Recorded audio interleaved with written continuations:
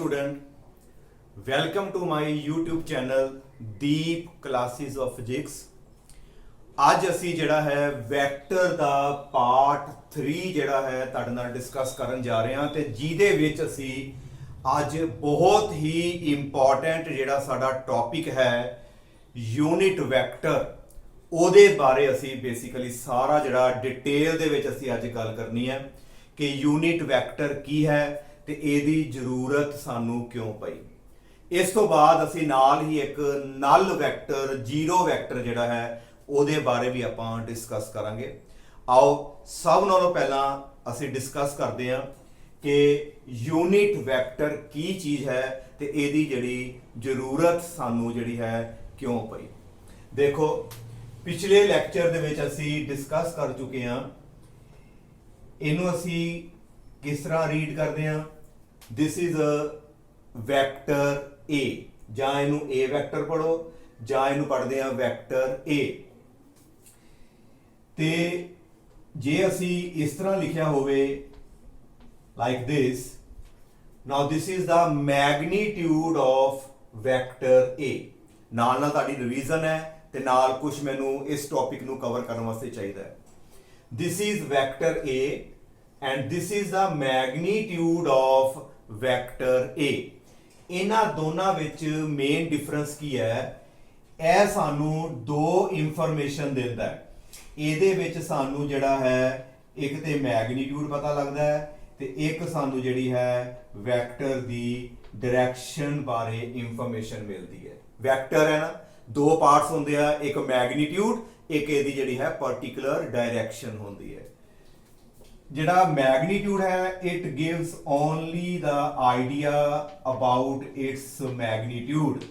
ਇਹਦੀ ਕਿੰਨੀ numerical value ਹੈ ਸਿਰਫ ਸਾਨੂੰ ਇੱਥੋਂ ਪਤਾ ਲੱਗੇਗਾ। ਇੱਥੋਂ ਸਾਨੂੰ ਜਿਹੜੀ ਹੈ ਉਹਦੀ ਡਾਇਰੈਕਸ਼ਨ ਬਾਰੇ ਕੋਈ ਵੀ ਨੌਲੇਜ ਸਾਨੂੰ ਜਿਹੜੀ ਹੈ ਉਹ ਨਹੀਂ ਮਿਲ ਸਕਦੀ। ਇਹਦੇ 'ਚ ਦੋ ਇਨਫੋਰਮੇਸ਼ਨ ਹੈ, ਇਹਦੇ ਵਿੱਚ ਅਸੀਂ ਜਿਹੜੇ ਹੈ ਇੱਕੋ ਇਨਫੋਰਮੇਸ਼ਨ ਦੇ ਸਕਦੇ ਹਾਂ।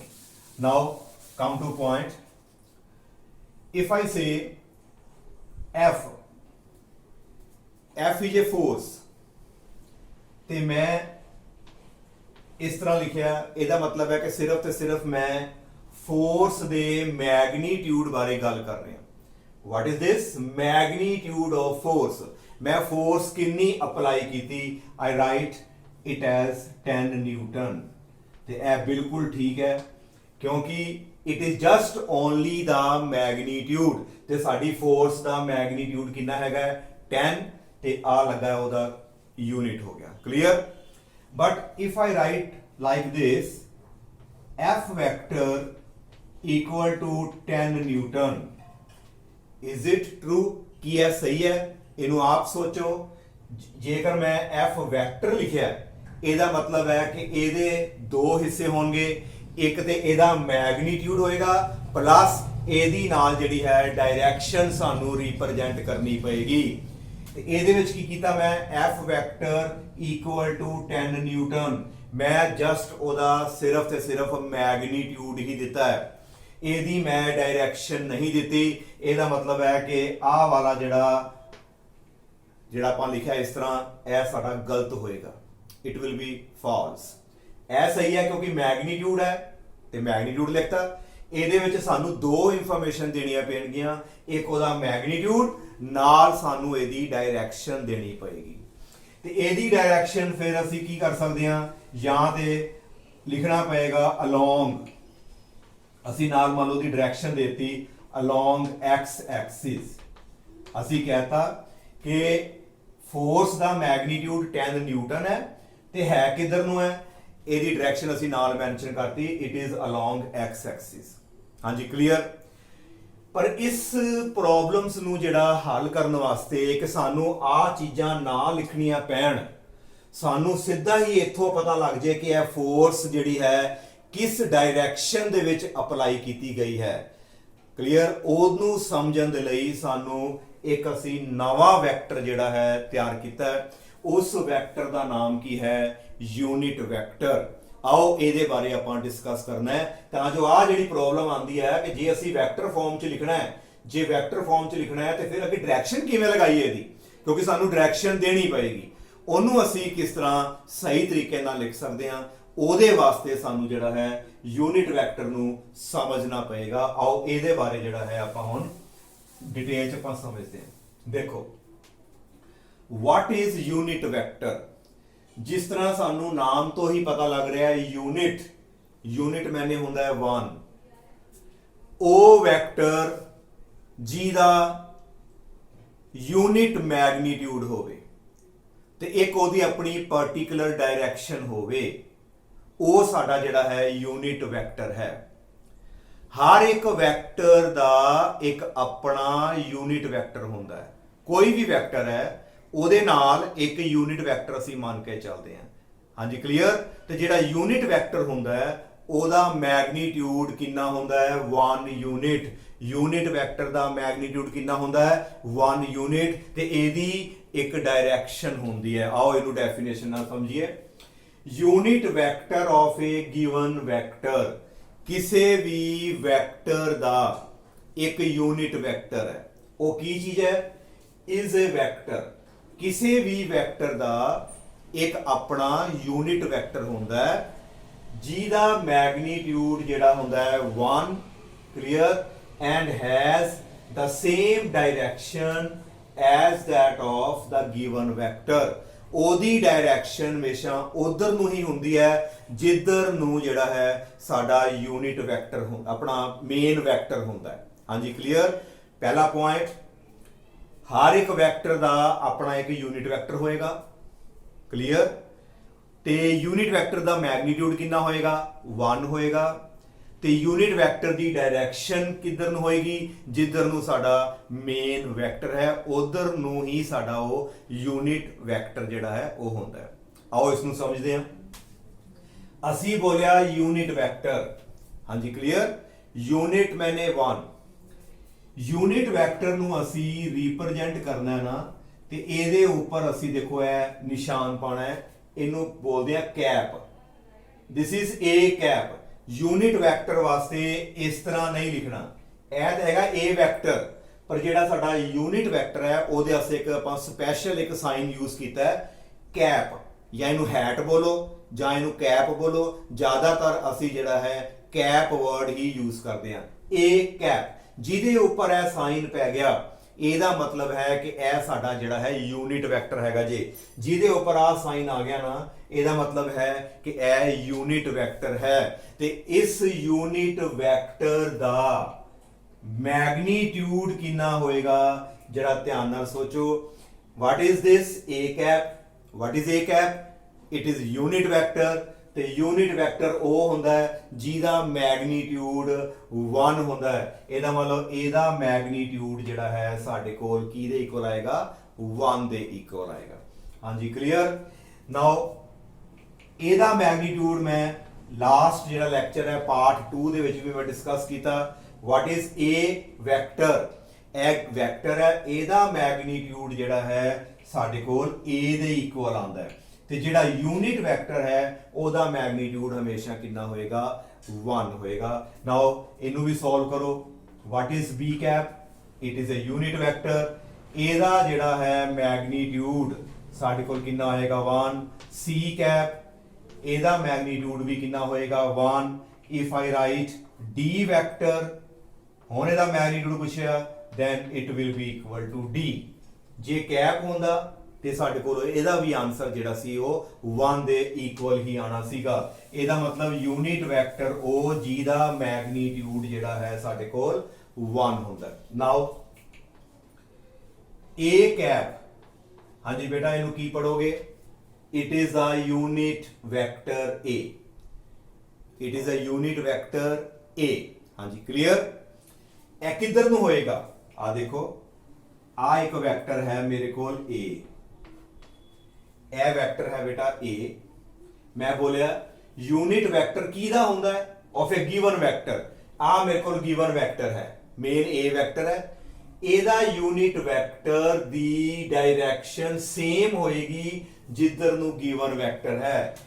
ਇਧਰ ਪਾਸੇ ਹੀ ਸਾਡੀ ਜਿਹੜਾ ਇੱਕ ਯੂਨਿਟ ਵੈਕਟਰ ਅਸੀਂ ਮੰਨ ਲਾਂਗੇ, ਉਹਦੀ ਡਾਇਰੈਕਸ਼ਨ ਬਿਲਕੁਲ ਉਧਰ ਨੂੰ ਹੀ ਹੋਏਗੀ ਜਿੱਧਰ ਨੂੰ ਇਹ ਮੇਰਾ ਜਿਹੜਾ ਹੈ ਵੈਕਟਰ A ਹੈ। What is this is a given vector. A ਦਾ ਯੂਨਿਟ ਵੈਕਟਰ ਕਿਹੜਾ ਹੋਏਗਾ? A cap. ਕਲੀਅਰ। ਤੇ ਇਹਦੀ ਡਾਇਰੈਕਸ਼ਨ ਕਿੱਧਰ ਨੂੰ ਹੋਏਗੀ? ਜਿੱਧਰ ਨੂੰ ਸਾਡਾ A ਵੈਕਟਰ ਹੈ ਉਸੇ ਡਾਇਰੈਕਸ਼ਨ ਵਿੱਚ ਸਾਡਾ ਕੀ ਆਏਗਾ ਬੇਟਾ? A ਕੈਪ ਆਏਗਾ। ਹਾਂਜੀ ਕਲੀਅਰ। ਨਾਓ A ਕੈਪ ਦਾ ਫਾਰਮੂਲਾ ਕੀ ਹੁੰਦਾ?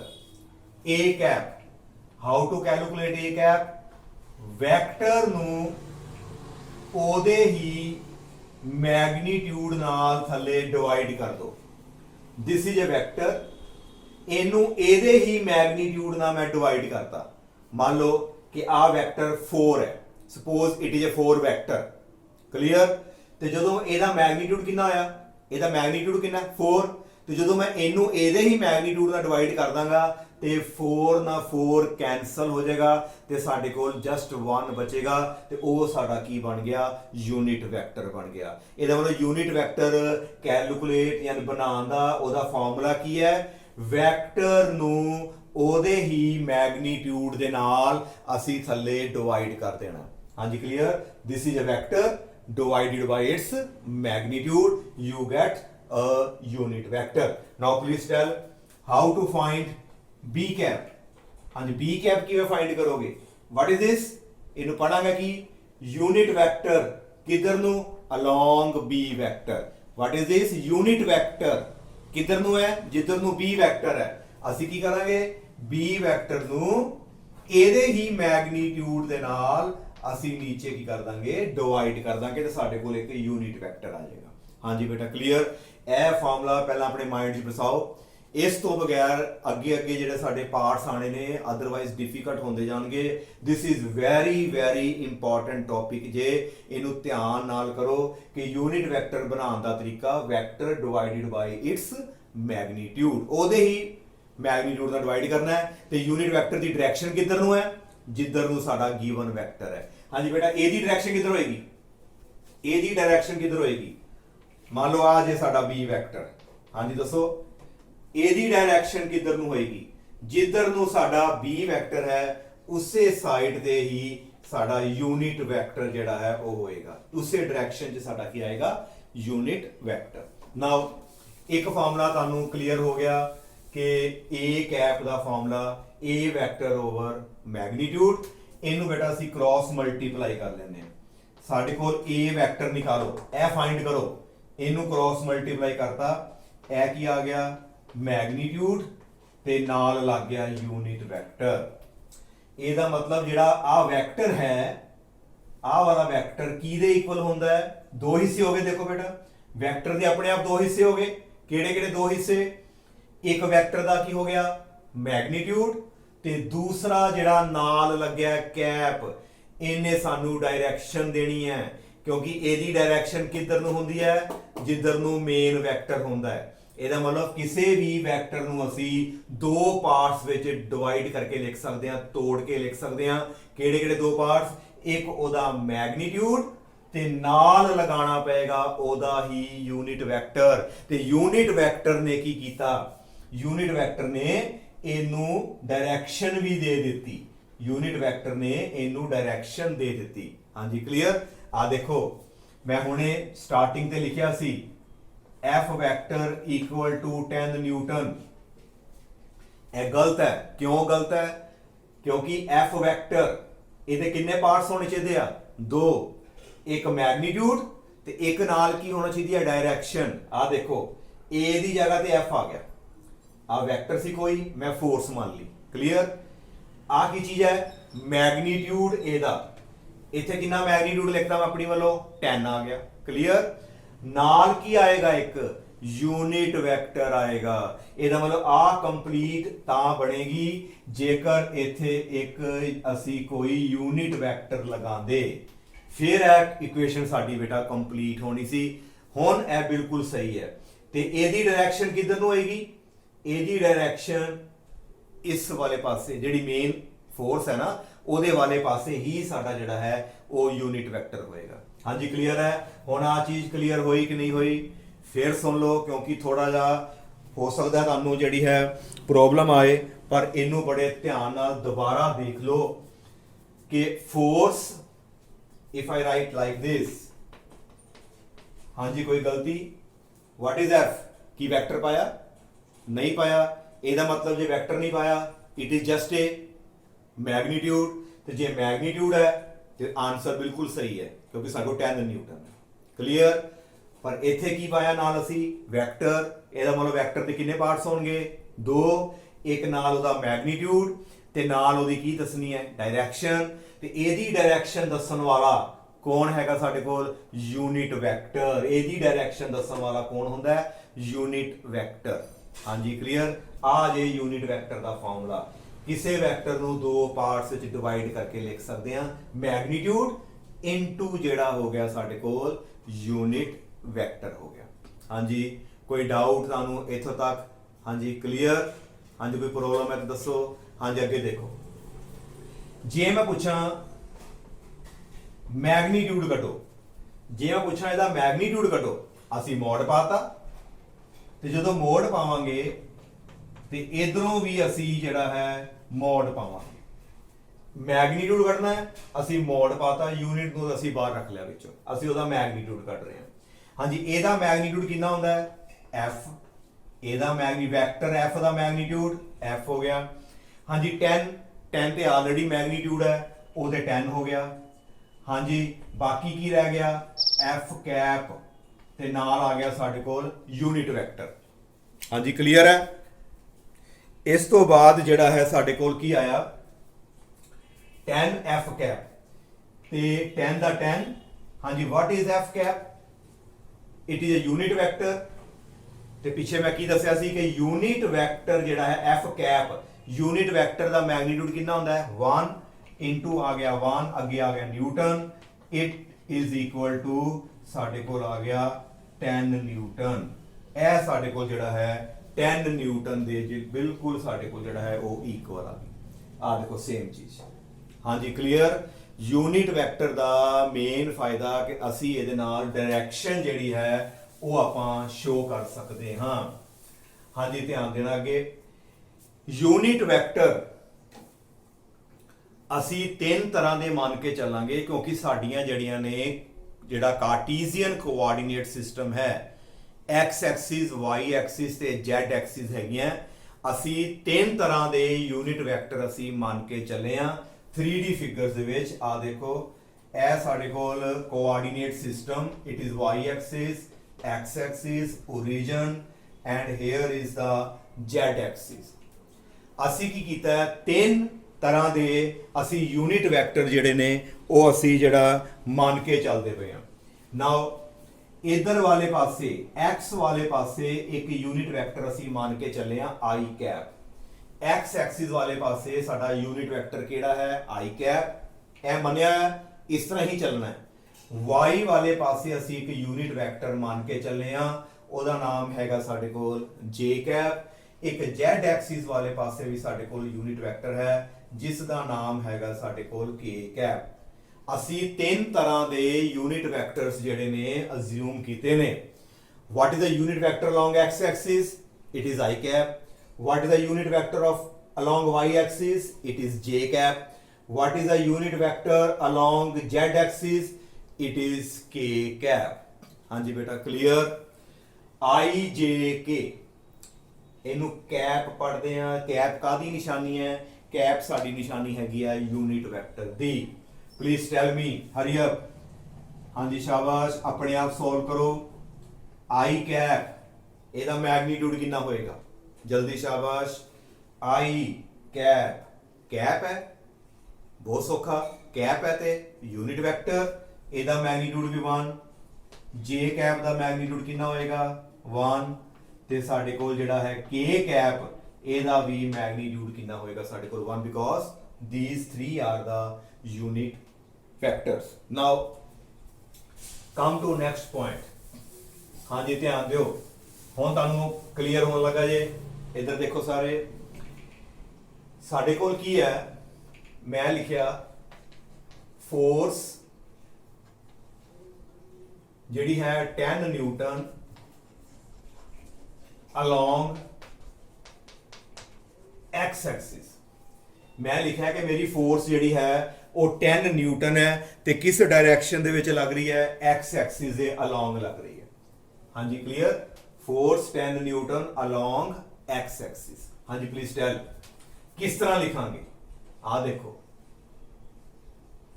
आ की चीज है मैग्नीट्यूड, आ की चीज है ओदी डायरेक्शन। ठीक, असी दोनों पॉइंट लिखांगे एफ वैक्टर, क्योंकि फोर्स का मैग्नीट्यूड भी लिखना है, डायरेक्शन भी लिखनी है। हाँ जी, फॉर्मूला की होंदा है, असी हुणे समझाया सी किस तरह लिखांगे। पहला मैग्नीट्यूड कितना आएगा? मैग्नीट्यूड 10, आ मैग्नीट्यूड आ गया। आगे लगावांगे यूनिट वेक्टर, क्योंकि डायरेक्शन देनी है। हाँ जी क्लियर, किधर नु है? Along x axis. किधर नु है? Along x axis. आ देखो, ते एक्स एक्सिस वाले पासे असी यूनिट वेक्टर मान के चले हैं। हाँ जी, कितना यूनिट वेक्टर है? आई कैप। ਇਹਦਾ मतलब ਇੱਥੇ ਜਿਹੜਾ यूनिट वेक्टर लगेगा ਉਹ ਕਿਹੜਾ लगेगा? एक्स एक्सिस करके ਇੱਥੇ ਸਾਡੇ ਕੋਲ आई कैप आ जाएगा ਤੇ ਨਾਲ ਸਾਡੇ ਕੋਲ ਅੱਗੇ यूनिट आ गया न्यूटन। हाँ जी क्लियर, ਇੱਥੋਂ पता लग गया कि फोर्स ਦਾ मैग्नीट्यूड 10 न्यूटन है ਤੇ ਨਾਲ ਇਹਦੀ डायरेक्शन किधर ਨੂੰ है? आई कैप लगा है। आई कैप ਦਾ मतलब है कि force is acting along positive x axis. ਇਹ ਜਿਹੜੀ फोर्स है पॉजिटिव एक्स एक्सिस वाले पासे ਜਿਹੜੀ है वो। हाँ जी, इस तो बाद if I say this force 10 newton is along y axis, जे ਅਸੀਂ ਕਹੀਏ ਕਿ वाई एक्सिस ਦੇ अलोंग है, देन ਕੀ ਕਰੋਗੇ? फोर्स ਦਾ मैग्नीट्यूड ਕਿੰਨਾ ਆ ਜਾਏਗਾ? 10 ਤੇ ਇਹਦੀ डायरेक्शन ਕਿੱਧਰ ਨੂੰ ਹੈ? वाई एक्सिस वाले पासे। ਤੇ y एक्सिस वाले पासे ਅਸੀਂ ਜਿਹੜਾ ਹੈ यूनिट वेक्टर मान के ਚੱਲੇ ਆ j कैप, ਤੇ ਇਹਦਾ ਮਤਲਬ i कैप ਦੀ ਜਗ੍ਹਾ ਤੇ ਸਾਡੇ ਕੋਲ ਜਿਹੜਾ ਆ ਜਾਏਗਾ ਉਹਦਾ ਆਨਸਰ ਆ ਜਾਏਗਾ j कैप। ਇਹਦਾ ਮਤਲਬ फोर्स 10 न्यूटन है ਤੇ ਇਹਦੀ डायरेक्शन ਜਿਹੜੀ ਹੈ अलोंग y एक्सिस। सिमिलरली ਜੇ ਇੱਥੇ z ਹੋਵੇ ਤੇ ਇੱਥੇ k कैप ਆ ਜਾਏਗਾ, ਇੱਥੇ z ਹੋਏਗਾ ਤੇ ਸਾਡੇ ਕੋਲ ਕੀ ਆ ਜਾਏਗਾ? k cap. इस तरह बेटा ਅਸੀਂ ਕਿਸੇ ਵੀ ਵੈਕਟਰ ਨੂੰ ਯੂਨਿਟ ਵੈਕਟਰ ਦੇ ਵਿੱਚ ਆਪਾਂ ਰਿਪਰੈਜ਼ੈਂਟ ਕਰ ਸਕਦੇ ਹਾਂ। This is the importance of a unit vector. Unit vector ਦਾ ਫਾਇਦਾ ਕੀ ਹੋਇਆ? ਇਹ ਸਾਨੂੰ ਡਾਇਰੈਕਸ਼ਨ ਪ੍ਰੋਵਾਈਡ ਕਰਦਾ ਹੈ। ਤੇ ਕਿੰਨੇ ਤਰ੍ਹਾਂ ਦੇ ਅਸੀਂ ਯੂਨਿਟ ਵੈਕਟਰ ਮੰਨੇ ਨੇ? 3 ਤਰ੍ਹਾਂ ਦੇ ਯੂਨਿਟ ਵੈਕਟਰ ਮੰਨ ਕੇ ਚੱਲੇ। ਕਲੀਅਰ, ਯੂਨਿਟ ਵੈਕਟਰ ਦਾ ਕੋਈ ਯੂਨਿਟ ਨਹੀਂ ਹੈ ਤੇ ਇਹ ਇੱਕ ਡਾਈਮੈਂਸ਼ਨਲੈਸ ਜਿਹੜੀ ਹੈ ਕੁਆਂਟੀਟੀ ਹੈ, कोई यूनिट नहीं है ते यह एक डिमेंशन लेस है। हाँ जी क्लियर, यूनिट क्यों नहीं हो सकता? क्योंकि मैं स्टार्टिंग ते लिखा सी कि ए कैप दा फार्मूला वैक्टर नू ओदे मैग्नीट्यूड नाल डिवाइड करांगे। जदों वैक्टर नू ओदे ही मैग्नीट्यूड नाल असीं डिवाइड करता, हाँ जी क्लियर है, ते यूनिट जिहड़े विचों ओ कैंसल हो जांदे ने। हाँ जी क्लियर।